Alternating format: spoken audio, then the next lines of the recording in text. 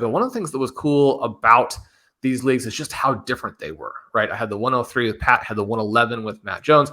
We had very different trade cultures in these two leagues. In the one with Pat, I labeled it as fast and furious. In the one with Matt, I labeled it as slow and skeptical. We also had a very different draft culture, where in the 1250 entry fee league, it really seemed like teams were trying to build a dynasty, and you got more of the emphasis on the young players. Whereas in the 250 entry fee league, and again, this is one of the great things about these formats over there at the FFPC, you can sign up for the level that makes sense to you, starting all the way at the $77, which is a nice jump in if you haven't done a dynasty league before.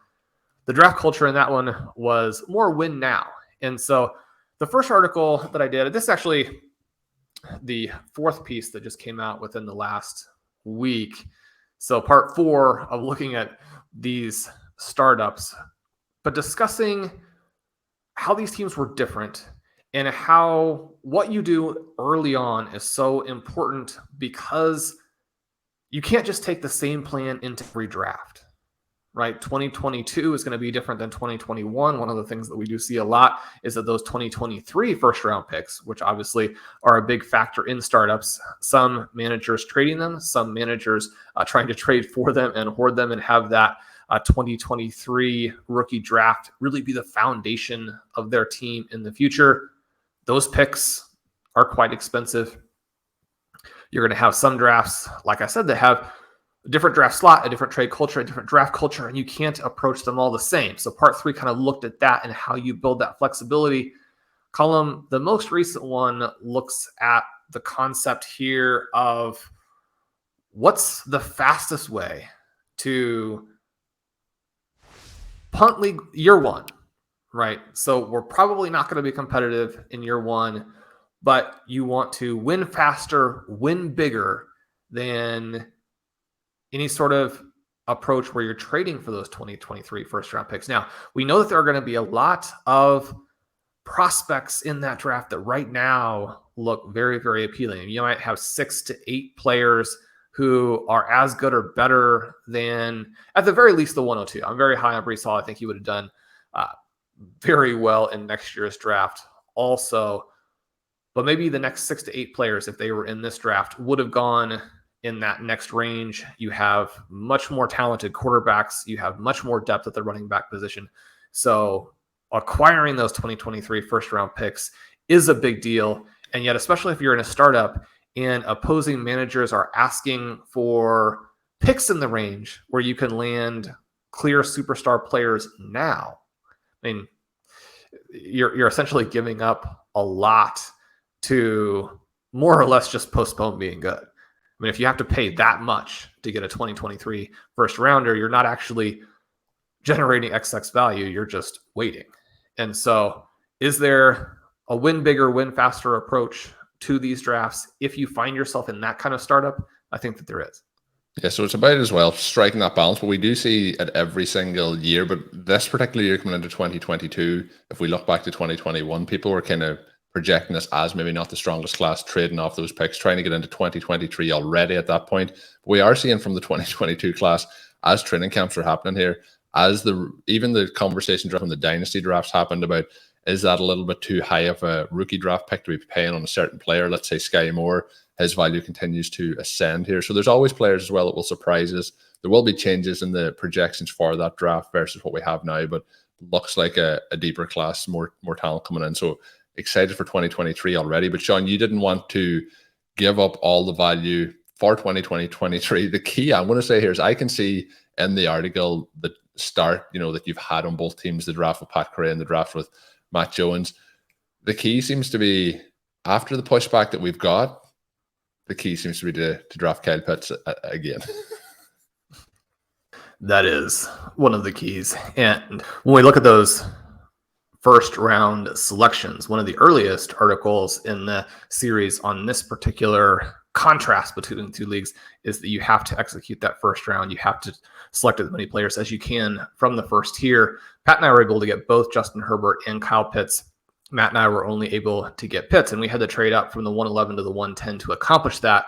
Once we did, we felt much more secure in terms of how we were going to start this draft. Pitts, a big tier break up from the player that you can get at 111. Now, you can look at the Dynasty ADP tool on the site and see that Pitts does fall beyond 110 occasionally. But in the drafts that I've been doing, there's such a clear tier break. It never looked like there was any chance that he was going to fall past that slot, again, because that tier break is so clear. So we have some of those things put in place. And then Matt and I select Christian McCaffrey. We make some trades. We select Travis Etienne. We make some more trades. And then this is the point where, because we have that foundation, and again, how to do that is in one of the previous lessons. But now we're going to look here at specifically in these middle rounds and in these rounds that are still very high leverage. How do you build this team that for year two is going to be an absolute juggernaut? And the contrast between the two leagues was pretty significant. We had 2 or 3 RV readers and overtime and Stealing Bananas listeners in the league with Pat. Probably not as much of that in the one with Matt Jones. And so we get there and we see very different values on the young wide receivers. Now, we think back to, okay, well, why is this rookie class considered to be weak? It's because of the lack of depth, or really any players basically at quarterback, and then the lack of depth at running back.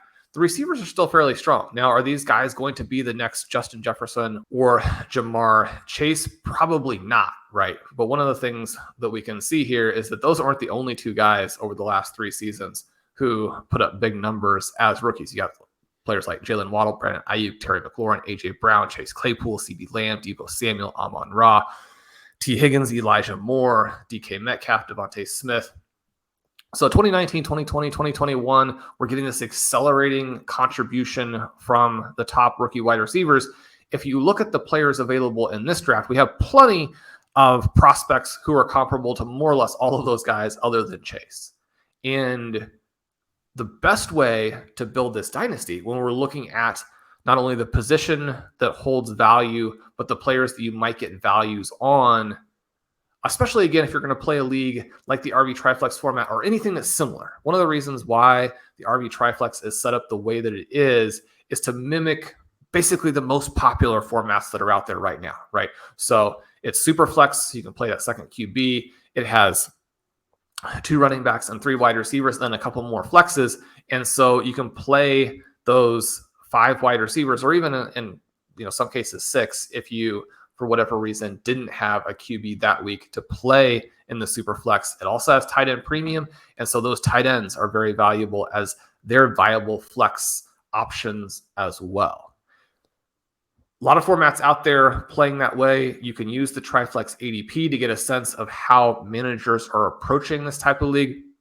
But Colm, as we look at this, the fun thing for Matt and I in this draft is that we were able to get some pretty crazy prices relative to the other draft and relative to ADP. And so we just went through and basically selected all rookie wide receivers, right? All of them, took them all. The thing I want to say about this piece is, Shawn, it is a question that comes in very frequently, is when you're using Shawn's rankings on the website, how do you not just draft this player in every single draft? And something that you've done here with these particular picks across the drafts is you have said, the cost in the league with Matt Jones, the cost in the league with Pat Curran for where they were drafted, the current draft ADP, and then your rank on them. And you can see pretty much your rank on these players, that most of them you've got 1 to 2 rounds after ADP throughout it. But you mentioned specifically the draft capital used in Matt Jones's league with you versus Pat's, and there's a big difference there in how rookies were being targeted.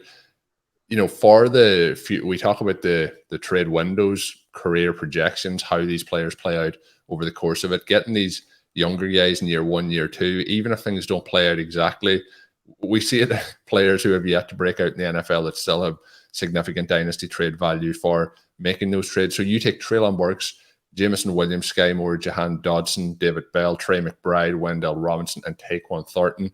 This feels like the guys that, people listening to the show will know we're drafting these guys in all our best ball leagues as well. We'll be drafting plenty of them when it comes to the season-long and redraft formats as well. But really strong values. Treylon Burks, you get him almost around after he goes in the league with Pat Corinne. You get him 7 picks after current ADP, but using him as the example, you get him at the 508. Your rank is the 302. So you're getting him at 2.5 rounds after where you would be willing to take him at that point. So this is why Shawn doesn't have 100% of Treylon Burks. He is trying to get those values as well. And it can be with the roster construction at who is available at the 302. And maybe you do a trade where that 3rd round pick has been moved on at some point as well. Jameson Williams, similar, 303 in Shawn's rankings, goes at the 510 in this, but that's 7 picks after we see it going in Pat's draft. The one thing I was going to ask Shawn in terms of the variance, and pretty much every single one of these players is going outside of Tyquan Thornton, goes 1 pick earlier to you in the draft with Matt Jones at 1603, goes at the 1604 in the league with Pat. Outside of that, all of these guys go off the board pretty much 8 to 14 picks later in the draft with Matt Jones. I know you mentioned the stakes in terms of one being a $250 entry and the other one I think you said was $1,250. Any other reasons you think that there was such a different dynamic? Do you think maybe it is just the core drafters maybe having similar principles to what you and Pat maybe are trying to implement, and then what you and Matt Jones were trying to implement, you didn't have as many trying to get those young guys, get the rookies in early on their teams? One thing that we do see is it only takes a couple of other drafters to create prices in your league that maybe don't work very well for you. One of the things that was tricky in the league with Pat was that these guys were going ahead of ADP. And so we would need to try and decide how much before ADP we would want to reach. Now, that team turned out very well. I think that you were joking, or Ben was joking, that when he posted our team, people weren't sure how we had managed to get that all in one startup. And so having these rookie wide receivers go early didn't necessarily destroy what we wanted to do. It just made us rethink exactly how we wanted to approach it, because as you mentioned, there's a big gap between ADP and my rankings. And so even if the players are going a little bit ahead of ADP, there's still quite a bit of ranking value there. The tricky part is just that you're obviously not going to get as many of those rookie wide receivers, or it may not be as much of the emphasis as you go through the draft. You may be trying to move back in certain places and then get the specific fallers in that league. And maybe the fallers are 2nd-year wide receivers or 3rd-year wide receivers. The league that I did with Pat, because we were able to get Justin Herbert and Kyle Pitts to start and then made some moves as we went along to where we ended up with Breece Hall and Jamar Chase. Once we had 3 of the top 10 players, then you're not necessarily suddenly shifting to the all-in or the win now. We talk so much on the show about perpetual reloading and the permanent championship window. We're still looking at players where we can draft them, acquire them, trade for them, and play them for several years and then trade them at peak value. But we might have a little bit less of an interest in a Jameson Williams, for example, a Jahan Dotson, maybe a David Bell, guys who are probably not going to have a huge impact on 2022, but getting similar players in similar ranges to where the value is still good and they're young, they're going to produce this season. In the league with Matt, some of those guys were more expensive, and so few managers were really willing to make big moves in trades. Everybody's sitting there and trying to move down just a tiny little bit. And these rookies continue to fall and continue to fall and continue to fall. So one of the things that Matt and I did is somewhat unusual, but because the prices to trade up a little bit were not exorbitant, then if you get to within a couple of spots of a Burks or a Williams or a Moore being to your pick, and a round below where you were seeing them elsewhere, and also maybe 2 rounds below where you have them ranked, then at that point, it makes sense to pay, whatever the small cost is to move up. And so we talk so much about trading down and how trading down in a startup is like having a superpower. But if the league is more or less locked and people aren't moving, but then they're taking some of these veteran values, and you can see that in some ways, maybe the frustration of the gridlock is getting managers to more aggressively go for a team that they can win with right away. either to show the other managers or because they don't think that they can execute the same kind of trade down or sell punt type of move. You don't feel like punting is going to be efficient, then you may go after a little bit more of a veteran play. And I think that we saw the league evolve in that direction. And so Matt and I continued to try and grab these rookies. And it became clear kind of as we went along that really just there were no other managers in the league that value them nearly to the way that we do. And so from that perspective, it became very easy. Now, you look at having all these guys, you say, well, I mean, Shawn, your rankings just, I mean, if they're off by as much as you're saying, or the value is as large as you're saying, then probably the rankings themselves are just wrong. And they may not work perfectly for everyone. And as you mentioned earlier, I'm not necessarily suggesting you pay those prices, but you do want to know that even though you're not going to pay way above market for a Treylon Burks or a Jameson Williams, I think it's still very valuable to know that's actually what the value is. And if you can make moves at the market for those guys, then you're going to come out way ahead in the medium term and then definitely in the long term. And it's not to say that you're going to come out way ahead on every single player. But one of the things that you mentioned is that we see these rookie wide receivers, and even when they don't necessarily hit, they still maintain their trade value. But if they hit? Well, but if they hit, then, I mean, you've hit the jackpot, you've won the lottery, and you're going to win your league. But even if you miss, you're looking at guys like Rashad Bateman and Rondale Moore. Connor just had a cool article on Moore recently for this site. I'm taking a lot of Bateman because those guys have the profiles. And so you have this window to where you can miss, and you still have the potential for the second-year breakout, but also you can miss, and you can manage your shares of those players. You can get a little bit lighter on the ones that maybe you're not as confident in. You can double down perhaps on the ones that you think now have actually gotten too inexpensive. So you have a lot of different ways to play that. But one of the things I really like here is that with this team, obviously we were able to select 3 receivers who were drafted in the first round. We were able to add Sky Moore, David Bell, Wan'Dale Robinson, 3 guys who have great peripherals. I mentioned the random forest model that Blair did pre-draft, looking at these prospects. And we have Treylon Burks, Drake London, Sky Moore at the top. You also have Jalen Tolbert getting in there. He was really the one guy that we missed on in this draft in terms of being able to get him. I mean, obviously you only have so many picks. But then David Bell and Wan'Dale Robinson. So 3 first rounders, but then also 3 guys in Moore, Bell, and Robinson who were among the best and possibly most undervalued prospects. But then especially once they all went into situations that seemed pretty positive.